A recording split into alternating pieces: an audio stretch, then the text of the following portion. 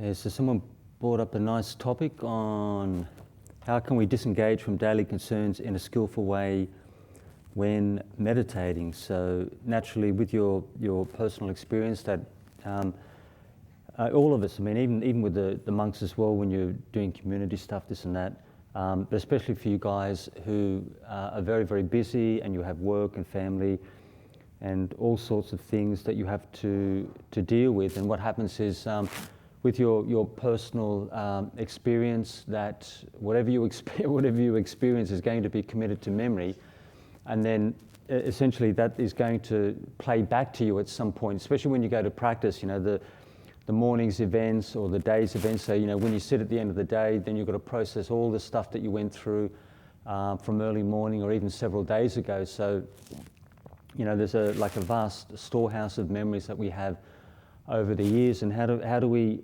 how can we sort of temporarily release this stuff and sort of place it down while we're actually practicing and just trying to get some peace and trying to get some insight. So essentially, when you have all these different thoughts and feelings come up, and you keep, essentially it's like a like a record player, that your memories, your past experience keep resurfacing again and again and again, and you think to yourself, like, I don't need to think about this, you know, for whatever the 20th, 30th time, you know, this day. So what actually, you know, what is it that keeps, the person can understand intellectually, I don't need to keep thinking about this over and over and over, but why can't we just drop it instantly, or why can't we drop it in the space of 5 minutes? So when you look at your emotional makeup, it's your feelings which are driving your memories and your thought processes, because as I mentioned previously, if you're emotionally very, very cool,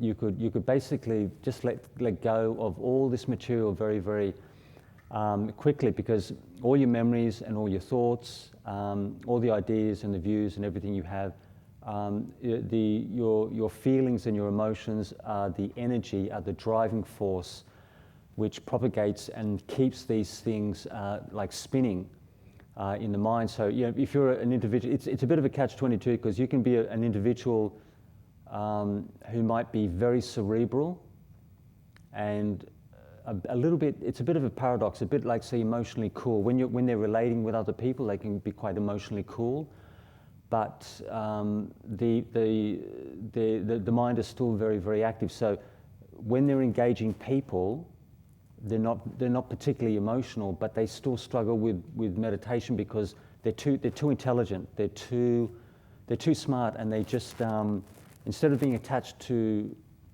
say, like general human emotions, human experience that we all go through, they're attached to concepts and ideas and views and opinions, and it could be anything, like writing books, scholarly stuff. It's still a refined type of feeling. So whether it's feelings like, it could be anything, could be, say, with family life, boyfriend, girlfriend, one's pets, it could be hobbies, interests, anything that you experience on a mainstream level. But then you get things like philosophical thought and religious principles, and it could be cultural dogma and all this kind of stuff. So all these different views and perceptions, that it's still emotionally driven, but it's more based in mentality. It's like the thinking, contemplating, investigating kind of mind. But it's still driven by sort of more subtle feelings. So how do we calm ourselves down? How do we sort of cool the mind off, where we have an ability to sort of abandon and temporarily let go of stuff, while we're practicing, or even in daily life, because usually most people need 30 minutes, especially with a busy lay life. Most people need 30 minutes before they really start to see some real peace of mind, and an hour is pretty solid. Not everyone has an hour every day when you look at exactly what you've got on your plate during, especially during the working week and shopping and all the rest of it. So, but essentially, the bottom line is the skills that you need, you have skills that you develop with samadhi practice to develop, say, peaceful states of mind, tranquility, and then you have the skill set for contemplation, for insight, for reflection. So essentially, even though samadhi is much more simplistic, you're not thinking so much, you're not actively investigating. You know, you're just developing mindfulness. Say concentration is not the right word. It's more like sort of like the sense of calming the mind, mental relaxation. So samadhi practice intellectually is much easier to understand and much easier to what's the right word, to generate to a degree. But insight is the key. So samadhi, where you focus your attention, you focus awareness, not so much concentration. Concentration is not really the right term, but where you're developing stillness of mind, retraining of attention. Those principles are not that difficult to understand, but it still is quite difficult to do. So people can be, I've known people who've been meditating for at least 10 years and they are still not satisfied with their meditation practice. And it's not so much, so like a particular person I can think of is very, very intelligent, but unfortunately it's, with a situation like that, no matter what person you're looking at, the wisdom practice will always have more oomph and will always have more ability to get you calm and to get you wise and to sustain the ability to sustain mindfulness like right through your day. So how do we do this? You can have basic tools for samadhi practice to develop peace of mind, and but it's got a workable limit. It'll only take you so far, and then something will come up, and then you're going to have to deal with it. You're going to have to work with it and comprehend it, because essentially it's not going to go away. If you don't address it, it's going to be with you for easily 12 months, 5 years, 10 years. I mean, I've even seen senior monks with stuff even after 20 to 30 years, and you just can't drop this. You can't drop these experiences instantly. It could take like 20 years. So, for example, if you had a very, very heavy childhood of possibly, say, like neglect, poor treatment, the parents, mum and dad, were just really they just didn't do their job, just completely unsatisfactory as parenting models, and you could say develop start to do meditation retreats. You may have an interest in, it could even be Goenka or Buddhism or Hinduism. It could be anything whatsoever. But when you go to meditate and then you start to see exactly what you're made of, all the so for example, all the good aspects of your personality, the not so pleasant, everything that you can possibly think of within the shades of, say, like light and grey and sort of dark sides to the personality which everyone has. Except people at the enlightenment stages, they don't. They're in a different category and at a different level. They're not like any person at the first level of enlightenment is not like mainstream people at all. And when you know them and you know them over time, you will see quite clearly, especially when you know what to look for, you will see that person is well outside the normal range, because the behavior is consistently wholesome. The characteristics are very quite, say, like highfalutin, very refined, very high-minded, altruistic, just very, very giving, continuously, with high energy level, very good meditation, wisdom in daily life. Their faculties are very highly developed and very, very clear. But this business with insight, getting back with the insight practice, that insight is not necessarily a difficult thing to actually generate, to understand and generate and develop. Both samatha and vipassana, you can be, like even a young teenage person can develop the skills on both sides to develop good practice over time. Could be 1 year, could be 2 or 3 years. But essentially, with the wisdom practice, you've got to develop modes, ways and means of investigation. So it's not like, say for example, if I have a feeling of I'd say like irritation, it's somebody's behaviour like really annoys me, and so I think to myself, this is from the monk's perspective. When I contact this person, they start to annoy me. So so what is it exactly? So you can look at that feeling within itself. How does it affect me emotionally? How does it affect my physical body? Because our mind and body is connected.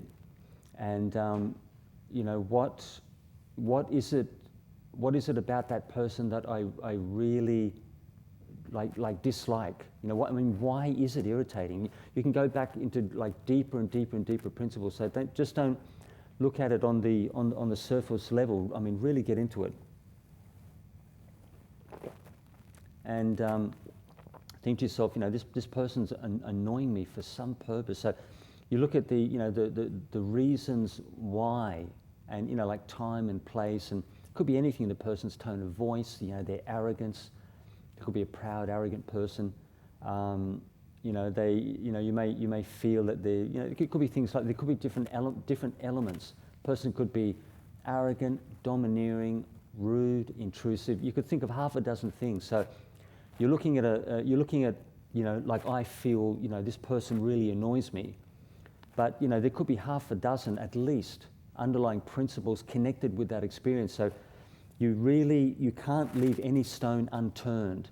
You have when you explore these things, you need to understand them from say like a full perspective, and you will see. So as you watch your mind experience, especially how you feel, because this is where the key is, one's emotional makeup. So as you explore this and you try to understand this, and you try to analyze it from different angles, a full 360-degree perspective. You don't leave anything, any stone unturned, or any corner. Don't allow it to be hidden from you. You need to explore it as broadly as you can and as deeply as you can until you exhaust the contemplations. There's nothing else you can reflect on. You've exhausted the contemplation, and then at that point in time, you've taken it as far as you can, and then very likely it's quite possible that feeling may come up again. Even the monks. In community, the monks can annoy each other on a daily basis. No problem at all. We got people with very strong personalities and willpower, and they're not afraid to get in your face and give you their views and opinions. And we've got a lot of very smart young guys in the monastery as well, and they'll just tell you exactly what they think. So it's not just the emotional stuff, but you can be sort of very like mild intellectual combat, say with smart Alex or people who know a lot in areas. It could be things like say horticulture, plant and herbal medicine. We got monks who have an incredible knowledge base in certain areas, like computing, like dealing with smartphones and tablets. Our monks won't run SIM cards inside the monastery. That's a rule that we will probably maintain for a very long time. All of you are well aware of the busyness and the information overload with say tablets and phones with internet access. So you have a situation where you have people with different skill sets. You're not going to come across anyone who knows who is just an absolute what would you call it? As an just incredible knowledge base of almost anything you can think of. Most of our people have skills in very specific areas, but it can be quite useful for community life. So, but when you look at the way people affect you, you have to examine it very thoroughly, and that process, over time, you sharpen your skill set. So over 3 months, 6 months, 12 months, you could have something rolling with the guy next to you for easily easily like several years, or even maybe even more. So, but the thing is as well that it's not necessarily that person is to blame. Like we may want to point the finger and say, oh, this person and that person and whatnot, and their particular behaviour and the things that they do and the things that they say. That it's not that individual is intentionally trying to antagonise you, but they bring up certain feelings and certain behaviours within you that you're going to have to deal with. And all of you who are daily meditators are going to feel your emotional experience much more intensely than the average person who's walking the street, because meditation makes you more sensitive, intuitive, makes you more aware, but essentially it's your emotions which are teaching you. And if you didn't have this stuff to work with and affect you, you're really not going to learn very much at all. So when we have the Buddhist teaching, we have the 4 Noble Truths, but the way our monks teach, we always tend to orientate towards, say, happiness, joy, positivity, and quality of life, because the vast majority of the population, they really don't want to, they really don't want to be focused on suffering and pain and unhappiness and the misery of life, because why would you want to be out there? If vast majority of you need to work for a living, and if life was an absolute misery, you probably wouldn't want to be out there. You might be better off maybe joining some kind of community, a spiritual community where you can practice higher principles, you can do your meditation, live community life, this kind of thing. You may have possibly a better quality lifestyle, but as you know, the human experience is one of both happiness and say pain or suffering or sorrow to a degree. But the vast majority, but the whole thing with advertising, with internet, this and that, it's orientated towards feeling good, towards good experiences, and enjoying one's life. And even for myself, even with the monks, we like to have a bit of fun and joke around and have a good time, and otherwise, especially the monk's life can get a little bit boring and like a little bit flat. So it's actually good to have a sense of humour. It's good to be positive and joke and tease people and have a little bit of fun, because it just makes life more enjoyable. All of us have to live together, so we might as well have a good time while we're doing it. But it's exactly the same for people in general society. You want quality of life. You want to enjoy your life. You want your friends, and you may want to travel, your hobbies and interests, and all the things that you like to do. But you're still interested in meditation or spiritual practice, and it's something that you can certainly combine. It's just a matter of the skills, bringing the skills together in a way which works for you on a day-to-day basis. So, getting back to that core principle, like disengaging from daily concerns in a skillful way. The bottom line is that with your wisdom practice, your insight practice, you train yourself in a way to explore and understand things from different angles and perspectives, from an emotional perspective, or an intellectual perspective, or a social conditioning perspective, or things like, you've got, say, you're dealing with a person who's got childhood issues, or it could be absolutely anything whatsoever. So there's it's like that author Edward de Bono, who had all these different modes of investigation and developing insight. He was probably quite intellectually, I would say almost brilliant in a way. I've only had a scan at a couple of his books, but there was a guy who promoted an ability to think and investigate in different ways from different perspectives. But essentially, it's wisdom which is going to release, say, the excessive thinking and the problems and difficulty in life, and you actually have to test it for yourself. So if you look at yourself on an emotional level, because that's where you essentially that's where you need to focus in order to get results and come to an understanding of one's own nature. And you need to see if certain practices actually, certain modes of investigation work for you. So as you contemplate, just watch how you feel emotionally. If you see the mind get peaceful, get tranquil, then you can see fairly clearly that what you're doing is actually working for you.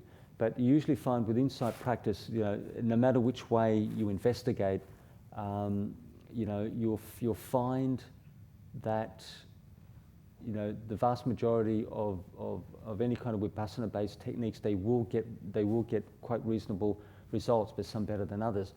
There could even little things like as you're thinking, you can do like a thinking meditation where you can label. It's like a Burmese vipassana style technique where you label feelings and thoughts and ideas and people and places and times and locations, within one's own mind. So every couple of seconds, if you've got a certain thought which comes up in the mind, a certain idea, an attitude, you label it just very, very briefly.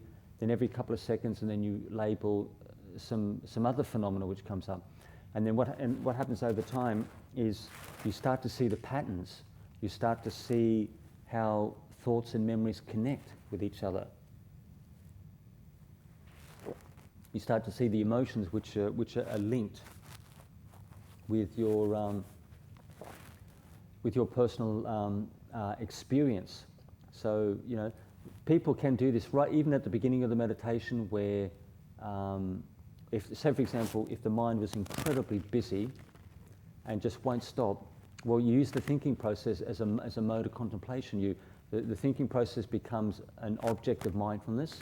And you do this very mild investigation, this labeling process, but it will still make your mind peaceful because you're getting an understanding of exactly how your mind works. And you start to see cause and effect. If I was moving in this particular direction, this is what happened. Or I have certain emotions, feelings with certain people, like the people that you get along with, and then people that you dislike. Or you can't see eye to eye. So the people who you can't necessarily, it's just like a skillful means. It's a combination of both, say, mindfulness training and this very sort of mild insight.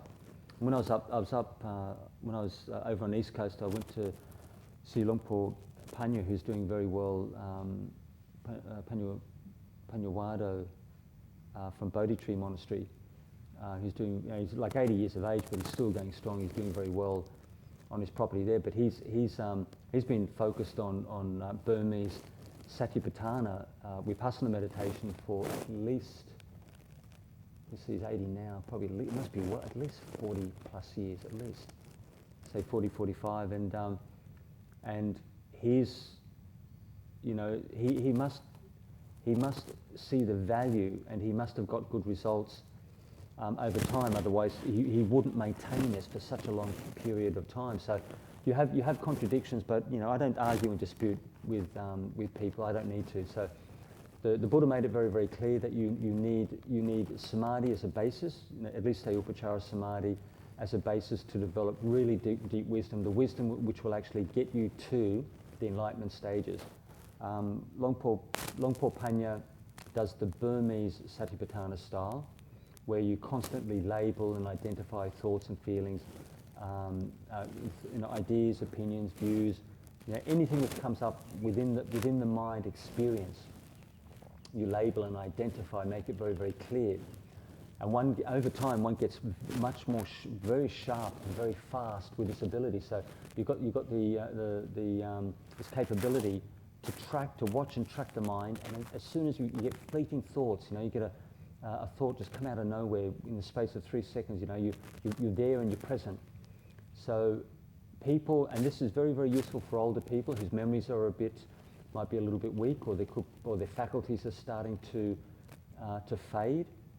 you can increase your mind power, you can increase your memory power, and you can increase your memory recollection and your awareness of thought processes, of thinking. You know, I've noticed myself that I at times, for example, when I was meditating, so like during the early morning, I would deliberately do that style of practice to get my mind activated, because for myself, if I get over tranquilized, I mean, I can barely think and remember if I'm sitting for like at least an hour, 1.5 hours early morning. And so this is a way for, say for example, people in daily life, in working life, where you've got to be sharp and aware, and you've got, you know, especially with working life these days, people, you know, they have to perform and they have to protect their jobs, because, you know, people can easily get the flick, they can lose their jobs, and they've got problems with their mortgage, their house, all this kind of stuff. So that is a way of getting the mind working and activated and getting it thinking, and it's like practicing memory, and identifying, like, say, like thought processes, because, you know, all of you are well aware that, you know, especially in your day-to-day experience, you have to make decisions, you have to think, you have to plan, all this kind of stuff. So you're using your mind on a cerebral level, and so for some people, but it all depends on the individual. I know a gentleman who was an engineer, and he would sit. He was a structural engineer. He would sit for 2 hours, if he could, early morning before he went to work for the Brisbane City Council. And 2 hours is quite substantial. And I asked him, you know, did it slow you down when you were at work? And he said it actually made my mind very, very, very quiet, but it also it sharpened my alertness. So even though my mind was fairly quiet, he said, because of the increased mental energy, I was still sharp enough and fast enough to basically stay on top of the job, because he's working on a team, and essentially, you know, you're making decisions constantly throughout the day, and so some people may find that they get impaired by the meditation, but there is a way of actually activating, getting the mind working and moving and thinking. But what else could you possibly do? And something I would always recommend for people as well is that one mantra per minute, and the reason being that you can do it anytime, anywhere. You can basically function and work at full speed. You know, you can be a policeman, you can be a lawyer, you know, you could be, say, like a specialist in a hospital, but your intellectual function won't get impaired, but you'll still develop this background over time. For people who are very cerebral, it might take a couple of days to kick in. For myself, I mean, I could easily see it in the space of 30 minutes. But for people whose minds are incredibly busy, that easily within 2 or 3 days you'd see it. So you do just those very simple mantras, you know, say thinking is changeable, or consciousness, perception, whatever, you know, you can think, it could be biological processes, could be quantum physics, anything that which is important to you. Just one mantra per minute, just very, very quickly, every 60 seconds, all your waking hours, as I mentioned previously. But that has an ability to tranquilize the mind and get you peaceful, but you can just do it all the time. And you can, as soon as you notice things, because it will make you sharp, it will make you more intelligent, and it will increase your brain speed, because you're sharpening your faculties at a very mild, a very shallow level. You're not getting over tranquilized. You're not getting where the meditation's so strong or too deep where you can't even function. You can't even think. You know, I've had situations where I've walked into scenarios, and it's like you're lost. You just lose all your sensory awareness, and you just really don't know what's going on, or exactly what you should be doing, because the mind's too quiet. Your thought process is like half, you know, 3/4 suspended. You can't even think. You can barely remember. So that you want a situation where informally, when you're not sitting and walking in say, a formal manner on a day-to-day basis, but you're still interested in practice and you're still interested in developing insight. So that's a very, very easy technique to work with, and you definitely will get peaceful over time with that particular approach. And you develop your insight. You develop your insight in that space, in that space between the mantra. As soon as you notice a new feeling, a new thought, an attitude, maybe it could be memories, it could be flashback. You get a series of memories which are important to. Then you reflect on that to the best of your ability. So, like Bhante Gunaratana in Washington State, who is a long-term meditation retreat teacher. He's been a monk for about 60 odd years, so he must have been teaching retreats at least 40, traveling the world. There's probably no country he hasn't been in the world. And but he's got some very, very high-powered say disciples over time. He's got people who are CEOs, who are corporate executives, they're business managers, they're corporate lawyers, and these people, they need to be sharp and aware, and they need to be on the ball and know what they're doing. But what he gets them to do is just to meditate for 60 seconds. So maybe before lunch, or at any time of the day, even several times a day, 3 or 4 or 5 times a day. Everyone's got a minute to spare at some point in the day. So you just sit quietly and just watch your breathing. You don't have to do anything incredible. You don't have to try to get peaceful or attain anything. It's a very, very short little snippet, like a baby meditation. But even focused samadhi, focused awareness for 60 seconds still has the potential. There's enough mind power there to develop insight. And when you do that several times a day, you're developing your mindfulness training, your intuitive awareness, and when things come up, you have the potential to develop your insight as well. So, so let me think. And just to finish off, I don't want to rattle on too long. Daily concerns. And ask yourself, why are you so concerned about your experience?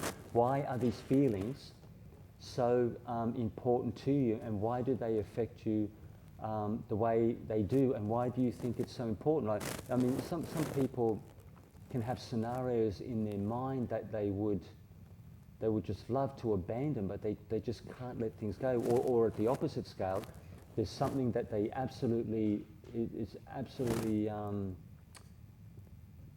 it's incredibly important to you. It may be crucial to your very life. Very, very key issues, this and that. But you don't want this stuff. You don't want to think about this stuff when you're trying to sit and walk. But the bottom line, is what you've got to question and question and question, and until that experience stops. That means if that experience doesn't stop, it means that you haven't been able to understand it completely. Once you understand an experience comprehensively, in full detail, 100%, you can just drop it like that without difficulty, and that will be the test of your insight practice. So okay, so we'll finish up, and so we've got lunch at 11. We've got another sitting and walking. What we'll do with this particular sitting meditation, you choose if you want to sit and walk. We'll do the love meditation, and this is similar to the beautiful breath. It's a matter of looking at the breath in a way which generates these positive, fuzzy, say cuddly emotions. So what I want you to do is to focus on the breathing in that part of the body which is comfortable for you, either around the mouth, nose tip, in the chest or the tummy area. And I want you just in a very mild, gentle way, just radiate a loving feeling towards the breath.